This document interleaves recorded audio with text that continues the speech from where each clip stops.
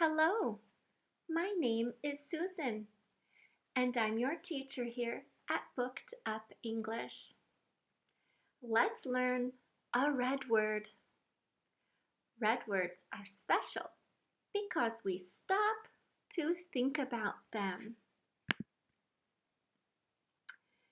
You will need a notebook and a pencil. Make flashcards to practice. Use a red marker or pencil to help your brain learn these words. Are you ready? Let's go. Today's special red word is very. Listen. Very. Say it. Very. Spell it. V-E-R-Y. Very. V-E-R-Y. Very. Let's write it.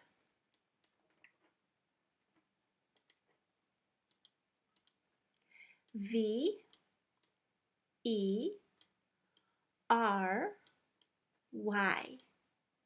Very.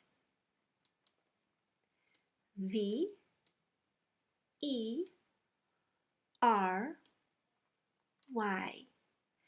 Very.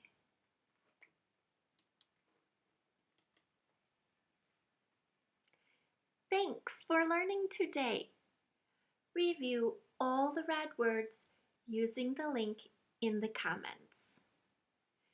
See you soon!